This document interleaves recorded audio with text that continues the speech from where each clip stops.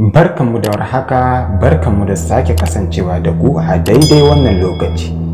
Ina muku fatan alkhairi da fatan kuna lafiya a duk inda kuke.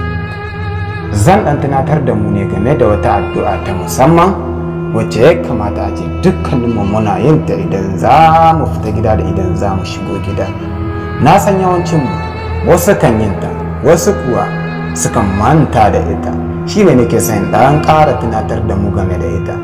Don Allah ɗan uwa, don Allah ya uwa, ki kasance mai yin wannan addu'a, ka kasance mai yin wannan addu'a a kowane lokaci idan za ka shiga gida da idan za ka fita.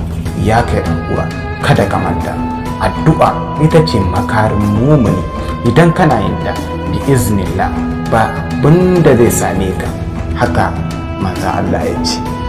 Zan so in karanta ta a daidai wannan lokaci domin na san wasu mu sun manta da ita, wasu mu kuwa sam ba su iya ta ba. Kai na san kalilan daga cikin mu sukan yin ta, wasu kuwa sukan manta da ita, sukan fita gida dire kuma idan za su dawo sukan dawo cikin gida dire ba tare da sun karanta wannan addu'ar ba. Ga ta nan zan so in karanta mana ita a daidai wannan lokaci. Bismillah tawakkaltu ala Allah wala hawla wala quwwata illa billah. Zan ayyana.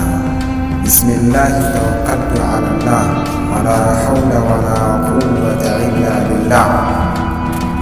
Sai kuma wacce zaka idan zaka dawo gida ko idan ka dawo daga kasuwa ko wajen wani aiki haka, idan zaka shiga kada ka manta ka karanta wannan addu'ar kamar haka. Bismillahi walajna wa bismillahi kharajna wa ala Allahi rabbina tawakkalna. Zan sake maimaitawa kamar haka. Bismillahi walajna wa bismillahi kharajna wa ala Allahi rabbina tawakkalna. Da zarar muna karanta wa'innan addu'o'i za su zame mana kariya a dukkanin rayuwarmu ta duniya. Allah muke roƙo da ya sa mu yi kyakkyawan ƙarshe, ya sa mu cika da kyau da imani. Wassalamu alaikum wa rahmatullahi wa barakatuhu.